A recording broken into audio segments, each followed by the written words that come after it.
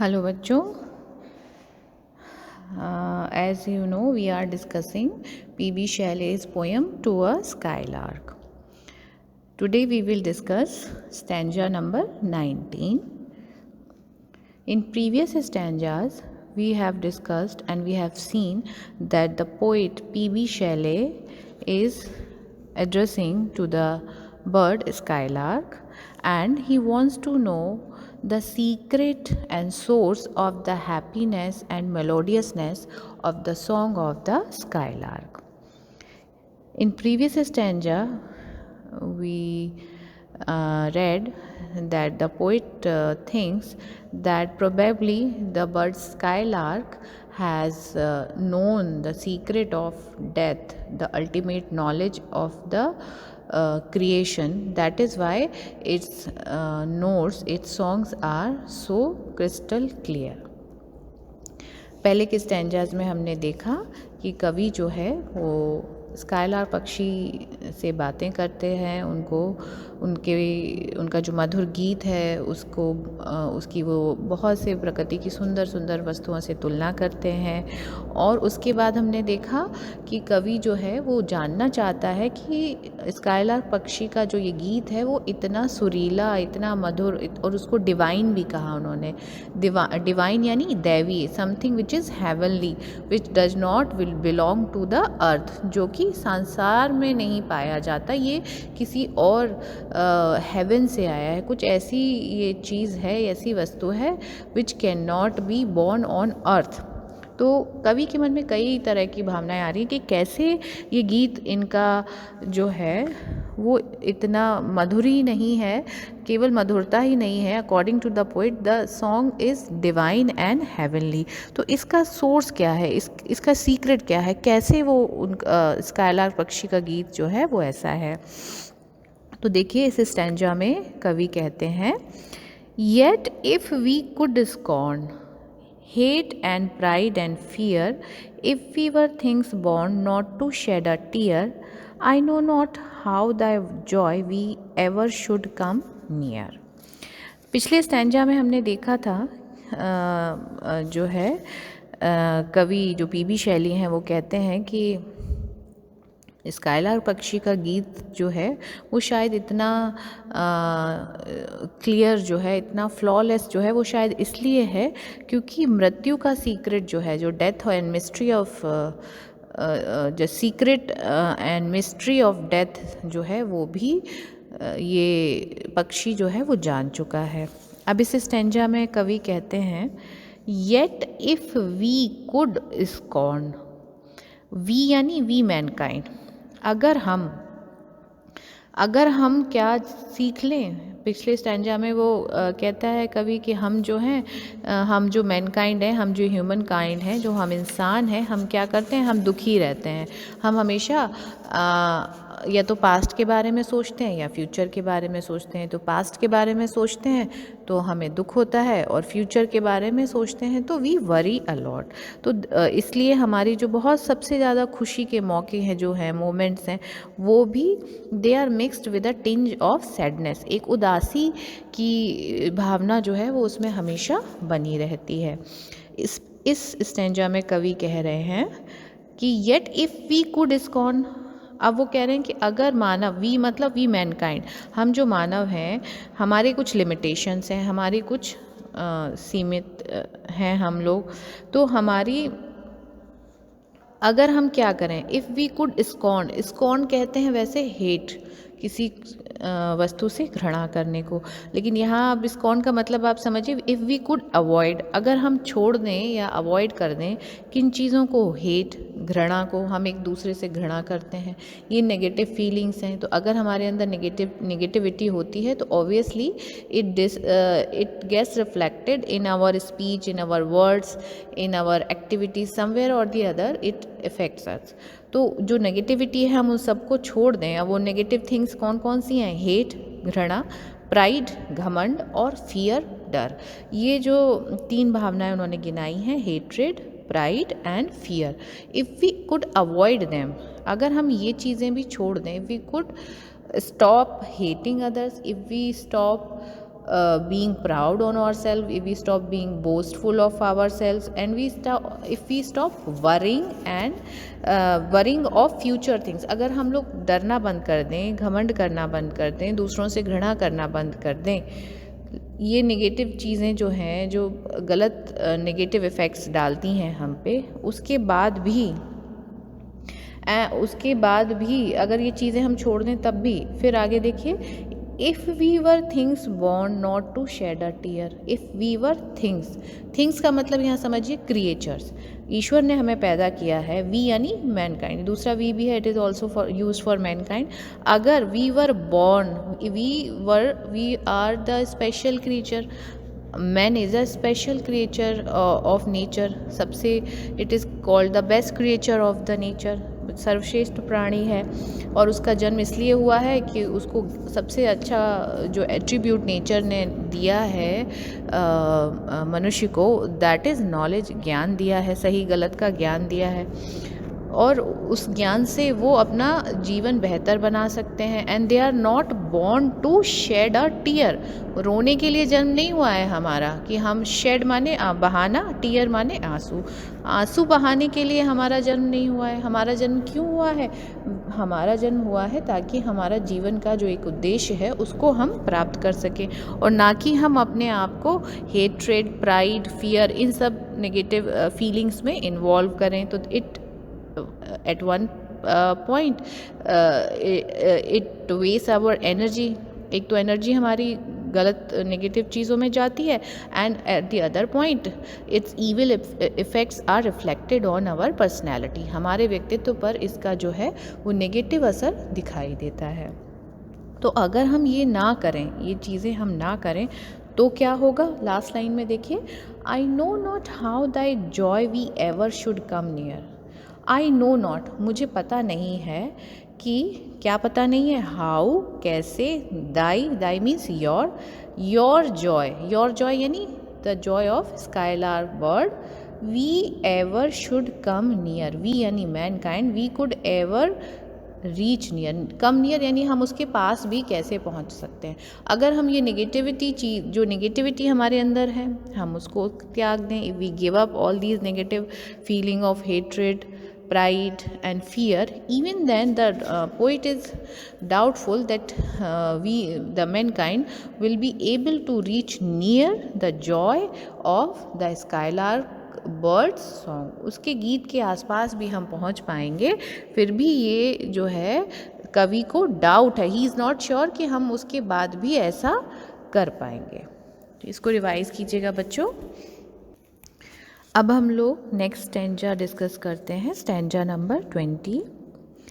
Better than all measures of delightful sound, better than all treasures that in books are found, the skill to poet were thou scorner of the ground.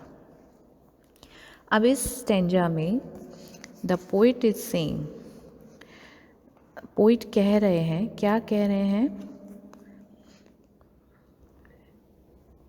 सबसे जो last line है उसको हम पहले लेंगे, the skill to poet वर। अब poet जो है, दाई तो आया है योर के लिए, योर यानी स्काइलार्क, योर स्किल, स्काइलार्क स्किल, तो स्काइलार्क के पास कौन सी स्किल है? स्किल कहते हैं any special capability or capacity or art of doing something. तो स्काइलार्क बर्ड की what is the special skill?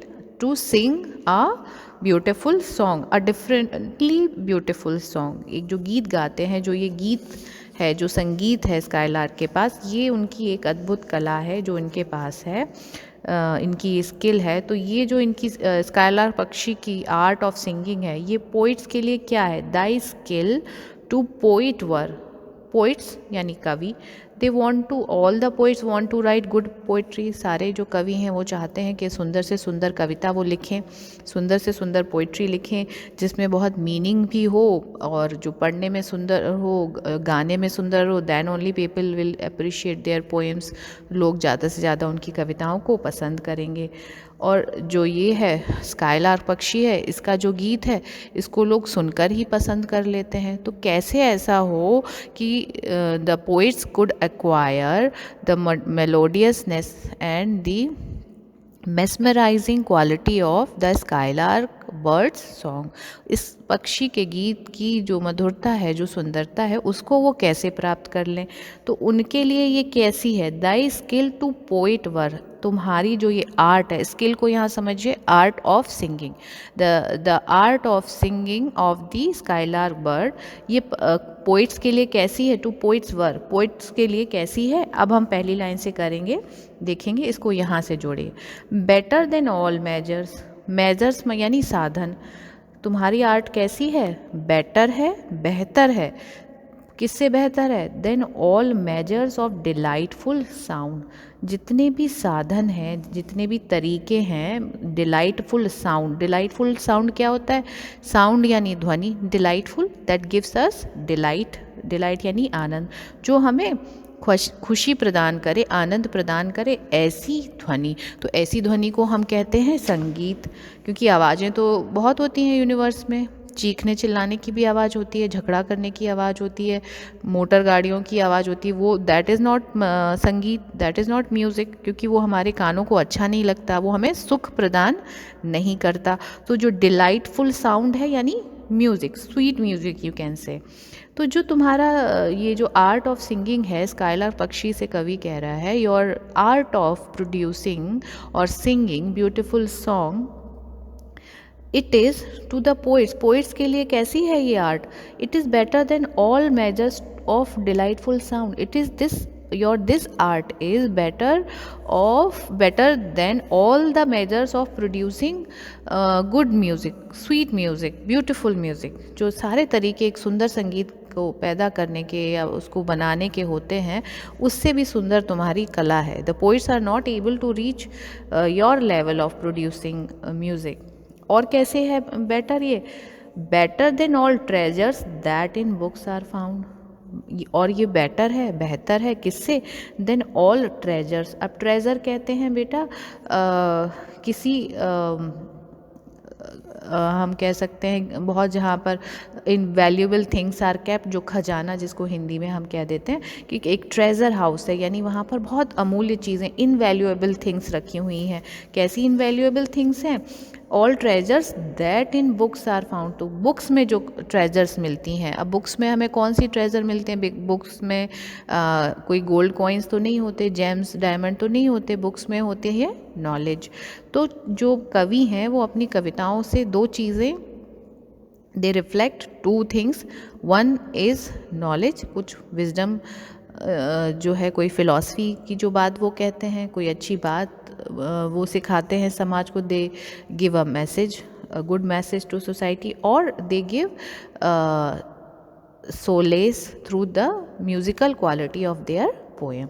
तो उनकी कविताओं से लोगों को सुख मिलता है, अगर गाते हैं वो कविताएं तो कानों को अच्छी ध्वनि मिलती है, और उससे एक वाइज मैसेज मिलता है। तो वो जो wise message, then all the treasure that in books are found, so now the poet is saying that all the treasures of knowledge and wisdom which are found in books, your singing is even better than that, तुम्हारा जो गाना है, वो तुम्हारा जो गीत है, मधुर गीत है, उन सभी चीज़ों से ज़्यादा अच्छा है।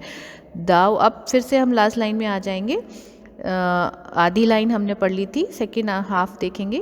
दाउ is corner of the ground, now the poet is addressing the skylark bird as the corner of the ground. Scorn कहते हैं बेटा हेट करने को, घृणा करने को। तो तुम जो हो वो क्या हो, घृणा करते हो, किससे घृणा करते हो, ग्राउंड यानी ज़मीन से। कहने का मतलब ये है कि ये जो स्काईलार्क बर्ड है, it just keeps flying higher and higher in the sky, it doesn't like coming on the ground. तो ज़मीन पर नहीं आता, ऐसा लगता है as if it dislikes and hates the ground. ये हमेशा आकाश में उड़ता रहता है। दाउ माने यू, तुम तो आकाश के पक्षी हो। You like flying, you like sailing higher and higher in the sky. और तुम्हारी जो स्किल है, your art is, the poets are the poets try hard to find ways to produce better music than your this delightful sound, and they are even trying to search the treasure of knowledge, the treasure of wisdom, which in the while listening to your beautiful songs it comes in their mind. अच्छा, अब ये treasure इसके गीत से कैसे मिलता है? क्योंकि क्या होता है कि जब हम कोई आनंद मधुर ध्वनि सुन रहे होते हैं, हमारा मन जो है वो बहुत शांत हो जाता है, और उस समय हमारे मन और मस्तिष्क में मे बी ये ऐसा होता है कि सम थॉट्स, कोई ऐसा विचार, कोई ऐसी कोई एक नॉलेज, एक थॉट ऑफ विजडम हमारे माइंड में आता है जो कि नॉर्मल सर्कमस्टांसेस में नहीं आता। तो ये जो एक मैजिकल इफ़ेक्ट है स्काईलार्क पक्षी के गीत का, इसको जो है all the poets are striving hard, आप ये कह सकते हैं, दे स्ट्राइव कहते हैं प्रयास करना, they are striving hard to find the secret of the skylark bird's song so that they can also produce equally melodious and divine music, and they can write poetry of wisdom। इसको पढ़ revise कीजिएगा बेटा इस stanza को। अब हम next stanza discuss करेंगे which is the last stanza of this poem also, stanza number 21। Teach me half the gladness that thy brain must know, such harmonious madness from my lips would flow, the world should listen then as I am listening now। In this stanza, the poet is requesting to the skylark bird to teach him the secret of the gladness of its song. अभी तक हमने पढ़ा कि जो कवि हैं PV Shelley, वो जानना चाह रहे हैं secret of skylark bird song. वो सब बहुत सी सुंदर प्रकृति की सुंदर वस्तुओं से तुलना कर चुके हैं और फिर अज्यूम कर चुके हैं कि कैसे इनका गीत इतना मधुर क्यों होगा।